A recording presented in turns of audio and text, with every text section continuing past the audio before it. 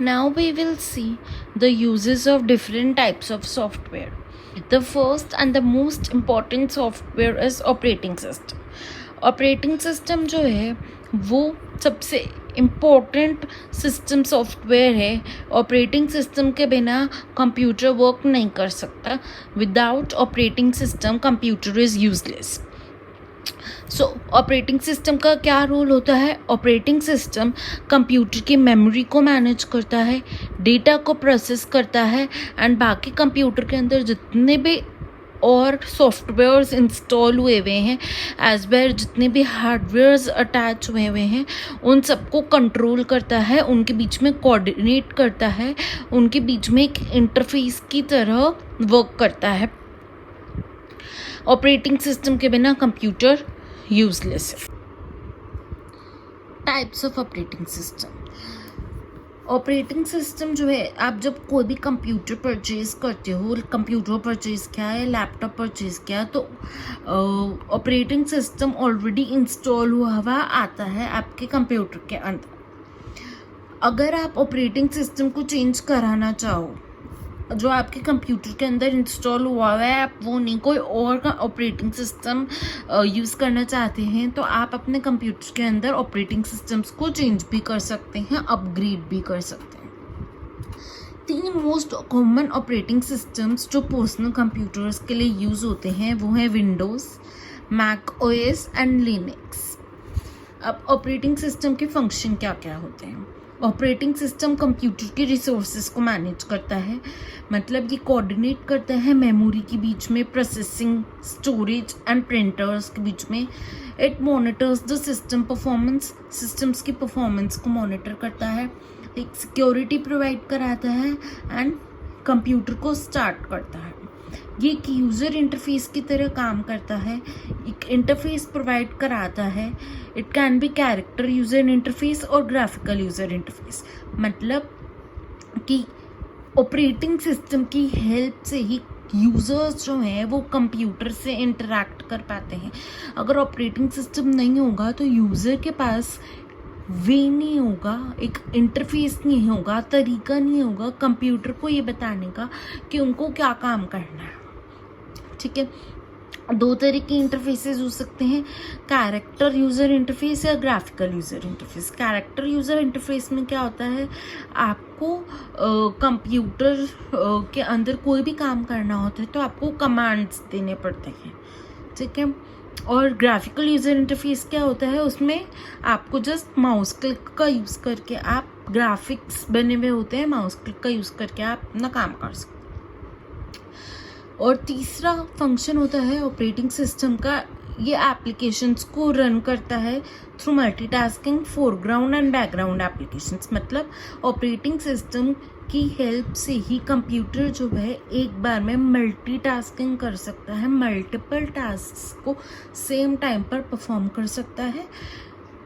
मतलब कि पीछे बैकग्राउंड में एक म्यूज़िक एप्लीकेशन चली हुई है जिसमें आप गाने सुन रहे हो एंड इन फोरग्राउंड गाने सुनने के साथ साथ आगे आप माइक्रोसॉफ्ट वर्ड में अपना डॉक्यूमेंट क्रिएट कर रहे हो. सो ये मल्टीटास्किंग जो है ये ऑपरेटिंग सिस्टम की वजह से ही पॉसिबल होती है. नेक्स्ट आता है programming software. Programming softwares use करते हैं computer to understand and convert the instructions written that are written in programming language into machine language. क्योंकि कंप्यूटर एक मशीन है जो कि सिर्फ मशीन लैंग्वेज को ही समझ पाता है, तो जो भी आप कमांड्स या जो भी इंस्ट्रक्शंस आप दे रहे हैं प्रोग्रामिंग लैंग्वेज के अंदर, उसको मशीन लैंग्वेज के अंदर कन्वर्ट करने के लिए हमें प्रोग्रामिंग सॉफ्टवेयर की नीड होती है. प्रोग्रामिंग सॉफ्टवेयर प्रोग्रामिंग लैंग्वेजेस को मशीन लैंग्वेज के अंदर कन्वर्ट करता है और कंप्यूटर को देता है. उसके बाद कंप्यूटर अपना टास्क परफॉर्म करता है एंड रिजल्ट जनरेट करके मशीन लैंग्वेज के अंदर प्रोग्रामिंग सॉफ्टवेयर को दे देता है. देन प्रोग्रामिंग सॉफ्टवेयर उसको यूज़र अंडरस्टैंडेबल फॉर्म के अंदर कन्वर्ट करके यूज़र को रिजल्ट दे देता है, जो रिजल्ट यूज़र को समझ में आ जाए. सो प्रोग्रामिंग सॉफ्टवेयर्स के एग्जाम्पल हैं कंपाइलर्स, असेंबलर्स, डीबगर्स, इंटरप्रेटर्स, ये सारे सॉफ्टवेयर्स यूज़ होते हैं प्रोग्रामिंग लैंग्वेज को मशीन लैंग्वेज के अंदर कन्वर्ट करने के लिए and vice versa. Then next आता है utility softwares. Utility softwares operating system का ही पार्ट होता है। ये स्पेशली डिज़ाइन होते हैं कंप्यूटर के हार्डवेयर्स को, ऑपरेटिंग सिस्टम को और एप्लीकेशन सॉफ्टवेयर को मैनेज करने के लिए। सो यूटिलिटी सॉफ्टवेयर ऑपरेटिंग सिस्टम का ही पार्ट है। और ये क्यों यूज़ में आता है? ये कंप्यूटर के हार्डवेयर को, ऑपरेटिंग सिस्टम को और एप्लीकेशन सॉफ्टवेयर्स को मैनेज करते हैं। कुछ यूटिलिटी सॉफ्टवेयर्स हैं। First is backup utility. Backup utility क्यों यूज़ होता है? It is used for keeping the backup files for emergency. Windows backup and restores the default Windows backup utility. Backup utility जो है वो बैकअप फाइल्स को backup करने के लिए यूज़ में आता है। फॉर एग्जांपल, अगर आप अपना डेटा को बैकअप नहीं करोगे, अपने फाइल्स को बैकअप नहीं करोगे एंड बाय चांस आपके कंप्यूटर क्रैश हो जाता है, आपकी विंडोज़ क्रैश हो जाती है, कंप्यूटर में कोई प्रॉब्लम आ जाती है, अगर आपने अपने फाइल्स का बैकअप नहीं लिया हुआ होता तो वो फाइल्स इरेज हो जाती हैं एंड आप डेटा लॉस कर देते हो, डेटा लॉस्ट हो जाता है।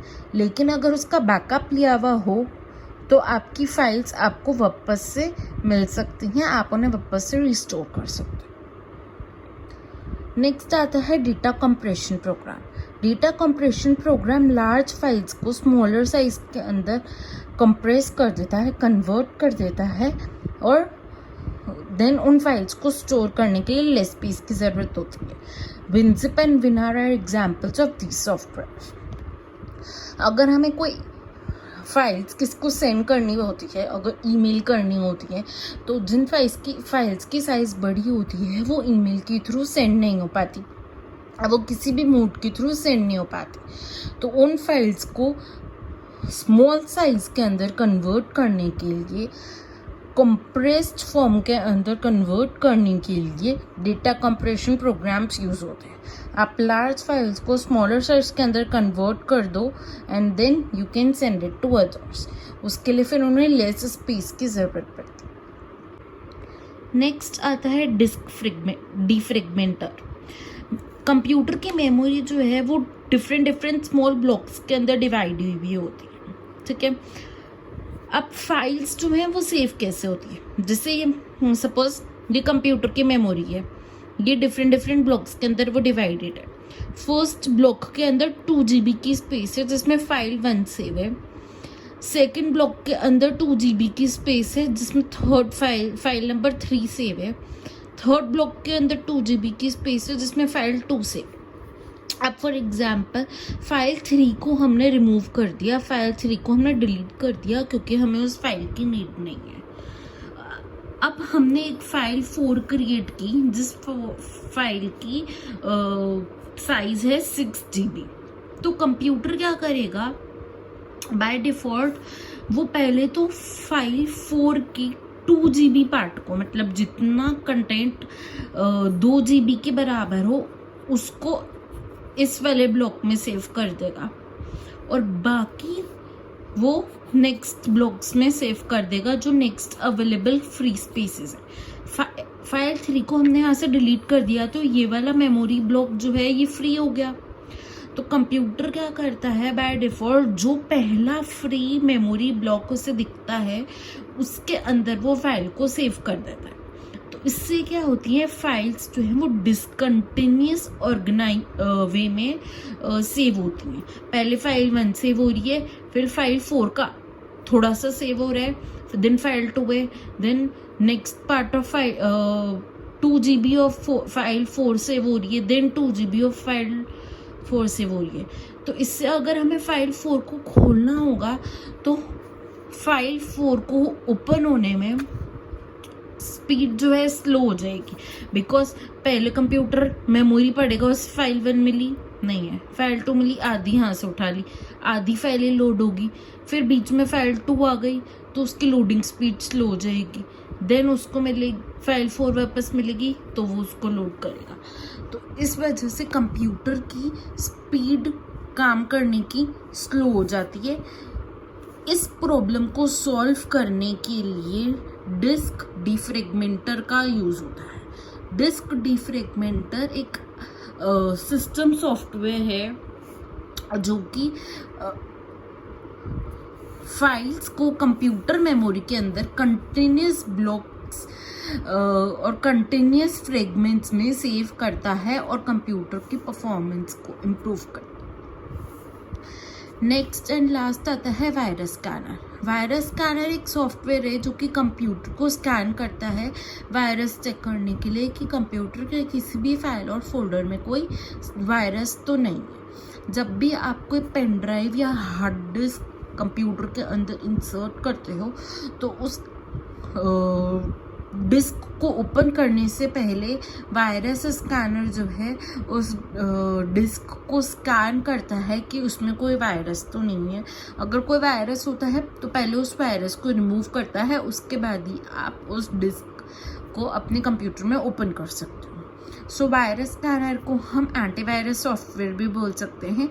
इसके एग्जाम्पल्स हैं क्विक हील, नॉर्टन और भी बहुत सारे वायरस एंटीवायरस सॉफ्टवेयर आते हैं।